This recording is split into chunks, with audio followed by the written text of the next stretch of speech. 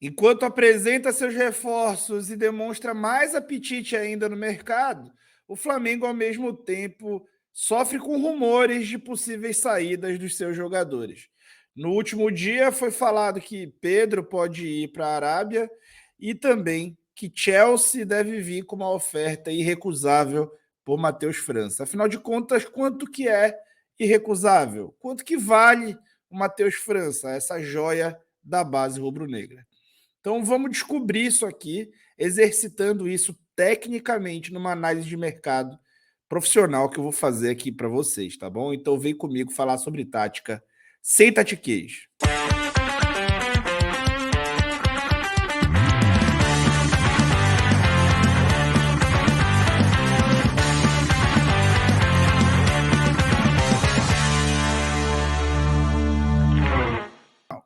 E queria te pedir o like. Deixa o teu like, porque o conteúdo vai ser bastante rico.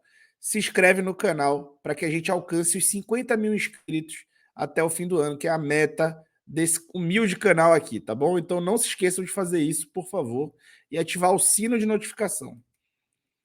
Bom, vamos falar primeiro da representatividade do Matheus França no time, né? O Matheus França tem mais jogos do que o Arrascaeta nessa temporada. E ele é o cara que mais finaliza a cada 90 minutos no Flamengo, mais do que o Pedro, e empate técnico aqui ali com o Gabigol um pouco mais. Ele é o segundo cara que mais dá passe-chave a cada 90 minutos também, tá? Entre os caras com mais de 15 jogos. Ele é o segundo cara só atrás do Ayrton Lucas em aceleração, ou seja, velocidade inicial ali, né, do jogo, arrancada. Então ele tem essa arrancada. O Bruno Henrique, lógico, tem a velocidade final. E isso é uma outra métrica, tá? Ele tem 2 gols e 1 assistência na temporada. Então é um cara que já vinha ganhando espaço e que antes de ter essa data FIFA, pubalgia barra colocação dele numa redoma para preparar para vender, ele estava já ganhando espaço e sendo titular em vários jogos aí do Flamengo. Bom, o que influencia no valor de um jogador, gente? Influencia o clube, influencia a idade, a liga onde joga, a posição, tempo de contrato, isso é muito importante. As valências dele, o biotipo, qual apelo ele pode trazer de marketing, qual é a fase dele, qual o histórico dele na base. Esses caras são observados desde 12, 13 anos de idade, os grandes talentos da base. Qual que é o histórico de lesão também desses caras? Bom, aqui eu vou botar para vocês os jogadores mais caros do mundo por posição. Tá? O goleiro do Porto, por exemplo, português, o Diego Costa, ele vale 45 milhões, ele tem 23 anos.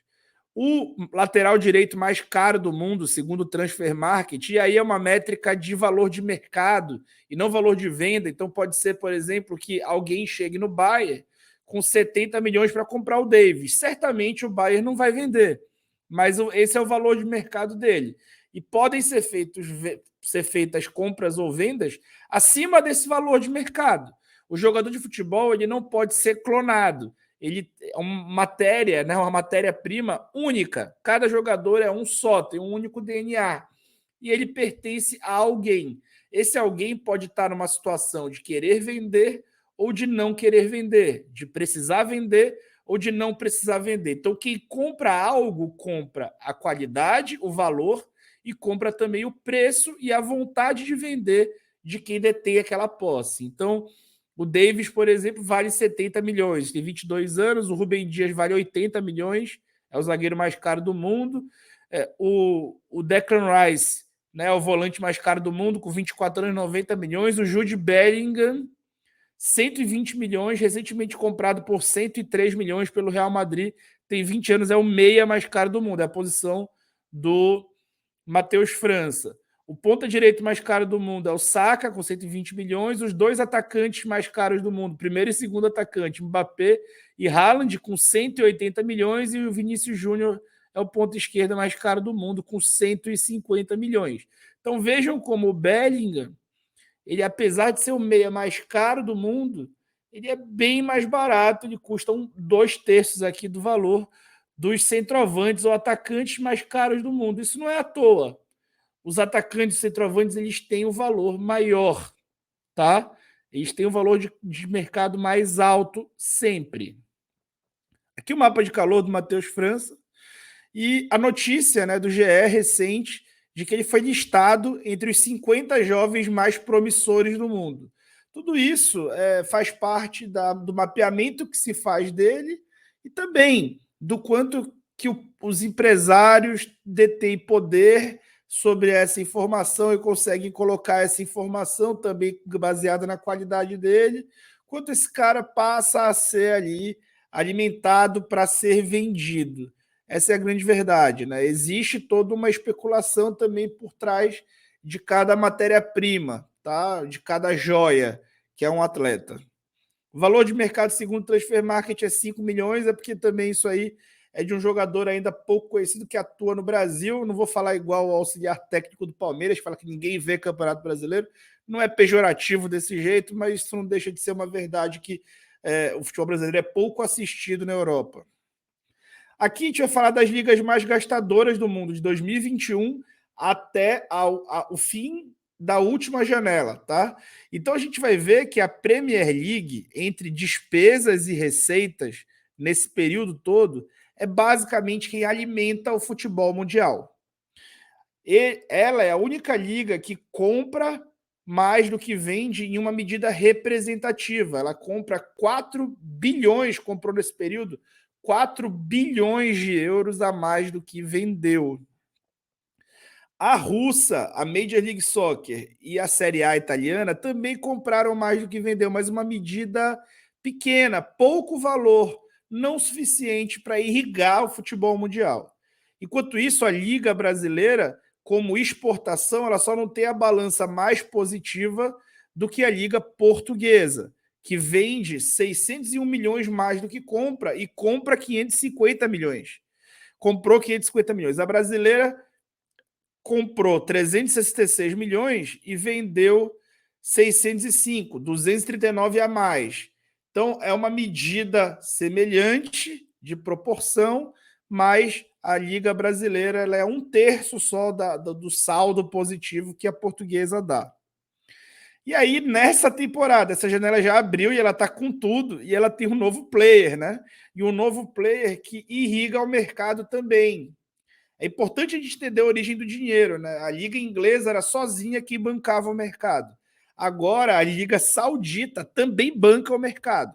Eles praticamente não vendem. Tem uma venda ali de 11,5 milhões e compraram 143 milhões já nessa janela. É a quinta liga mais compradora. Mas o principal é uma liga, aspas, deficitária em vendas, que irriga o mercado de dinheiro. E esse dinheiro não é destruído, ele é transferido. Então, se eles gastam esse dinheiro na Premier League, a Premier League vai precisar comprar jogadores. E se ela já é deficitária, já gasta muito dinheiro comprando, então ela vai comprar mais gente aqui. Ou a Liga Italiana, ou a Liga Alemã, ou a Liga Espanhola, entenderam? Aqui os meias mais caros da história do futebol mundial. Vejam como todos eles saíram da Europa para a Europa. Tá? Então, nenhum desses casos aqui, entre os 10 caras mais caros na posição do Matheus França ou similar da história, nenhum deles saiu da América do Sul. E isso interfere. Aqui os meias sub-20, o Matheus França tem 19 anos, tá? Ele é 04, já fez aniversário, né? Dia 1º de abril. E ele se enquadra como sub-20, se enquadra também como sub-21. Mas, por incrível que pareça, os garotos que já completam 20 anos e estão num grau de evolução mais avançado, eles atingem a maturação ali máxima do valor de mercado dele antes da primeira venda, tá? Para ir para a Europa. Ele ainda não está nesse valor de maturação máxima. A gente vai mostrar um pouco mais sobre isso. Então, o sub-20, entre os sub-20 mais caros da história, a gente tem o Bellingham, recentemente vendido por 103 milhões, o Szoboszlai, o húngaro, que acabou de ser vendido por 36, o Onaná, 35, o Renato Sanches, 35, o Oscar, brasileiro aqui, vendido ao Chelsea por 32. Aqui foi uma venda do Internacional ao Chelsea, tá? Então aqui aparece também o Reinier com 30 milhões de venda do Flamengo ao Real Madrid. Esses são os sub-20 mais caros da história. O próprio Bellingham aparece ali embaixo, vendido ao Borussia Dortmund. Aqui os meias brasileiros mais caros da história. Aí tem o Arthur, na saída do Barcelona, ida para o Juventus. E, por exemplo, tem o próprio Paquetá, na saída dele do Milan para o West Ham. Da saída dele do Lyon para o West Ham. Né? Então, são jogadores aqui, de novo, que saem de um clube europeu para outro europeu ou chinês. Tá? Mercado irrigado versus mercado irrigado. Lembrando que preço também determinado pela vontade de vender. Então, aqui os meias sub-20 brasileiros mais caros da história. E aí, praticamente, esses são sim as vendas diretas. Né? Então, a gente tem ali em terceiro lugar o Renier, com 30 milhões, mas abaixo do Renier já fica uma galera bem mais barata. Né? O Gerson com 18, o Fred com 15, o Thiago Maia com 14, Andrei Santos recentemente por 12, e assim vai. Né? Então, o mais caro sub-20 da história do futebol brasileiro faz muito tempo foi o Oscar, com 32. Mas uma boa métrica seria, por exemplo, o Paquetá, só que o Paquetá foi vendido com 21, no auge da sua maturação, por 38 milhões. Mas quem garante que o Matheus França vai chegar a ser o cara do time do Flamengo, como era o Paquetá naquele ano, aos 21, daqui a um ano e meio? A gente não tem como garantir isso, embora ele aparente ser um jogador que vai ter esse tipo de teto. Quais são as últimas vendas nessa posição? As últimas vendas mais altas dessa posição. O Bellingham, aos 20 anos, do Borussia para o Real. O Szoboszlai, húngaro, do RB Leipzig para o Liverpool por 70 milhões, 22 anos. E o James Maddison, que sai do Leicester rebaixado para ir para o Tottenham, para não ganhar nunca um título na vida, por 46 milhões. Ele tem 26 anos. As últimas grandes vendas sub-21, e aí percebam os valores. O Bellingham, 103 milhões, do Dortmund para o Real. O Dortmund, que se consolidou como esse clube meio ali, vendeu o Haaland recentemente para o City, agora vai o Bellingham. E essas últimas vendas tem o De Ketelaere, que é o belga, do Clube Bruges para o Milan, por 36 milhões. E o americano, Brandon Aronson, do RB Salzburg, para o Leeds por 33 milhões, um time da Premier League pagando só 33 milhões. As principais vendas, né, de meias de jogadores do Flamengo ali, elas são ali, o Vini Júnior, a maior venda da história, por 45 milhões, e aí o Vini Júnior foi vendido aos 17 anos, aos 16 anos, para ser consolidado aos 18, então era um potencial super talento fora de série. O Matheus França também é um potencial super talento, mas não é tido pelo mercado como um fora de série, como era o Vini e como era o próprio Renier. Foi vendido por 30 também antes de jogar. Né? Então, o maior exemplo ali poderia ser o Paquetá, que foi vendido por 38. Então, quando a gente joga numa matriz aqui, o preço possível, a gente vê que entre clube e liga, ele é, digamos, a classificação dele seria B, né? Ele está num clube A, só que numa liga C. A idade dele, ele tem abaixo, né, de 20 anos, é a idade dele, ele está realmente muito bem. A posição, ele é uma posição B, ele é meia, né, não volante. O tempo de contrato, 2027, tem bastante tempo de contrato. Ele não é um grande passador, não é um cara de técnica de passe, ele é um cara de força, de drible e de 1 contra 1 e chute. Então, o biotipo dele é A, o apelo de marketing é A, brasileiro, veio do Flamengo, era de Vini Júnior ser talvez um dos caras do futebol mundial. A fase é C, porque ainda está um pouco verde para esses valores e ainda não está consolidado como titular absoluto do Flamengo. O histórico da base dele é A, ele era um dos melhores do mundo na base, e o histórico de lesões também. Então, eu diria, baseado nesse estudo, nisso que eu mostrei para vocês, nas referências, que o valor mínimo que um clube com dinheiro como o Flamengo, que gasta o quanto o Flamengo gasta comprando, poderia vendê-lo, seria 25 milhões. Mas que o valor ótimo seria cerca de 35 milhões.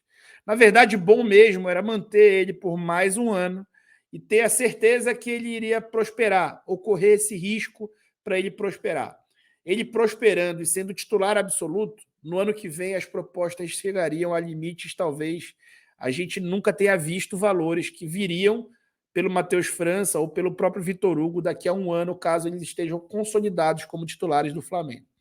Estamos falando da casa aí de 50 milhões, por exemplo, de euros. Para vender hoje, de fato, uma venda por 35 milhões seria perfeita, seria extraordinária. Uma venda por 25 milhões de euros não seria ruim, não daria para dizer isso. O problema é que para gastar, para comprar, você também vai acabar gastando um valor nesse sentido. E aí entra a questão do estilo de gestão. O Barcelona, por exemplo, era um clube que fazia os seus jogadores em casa.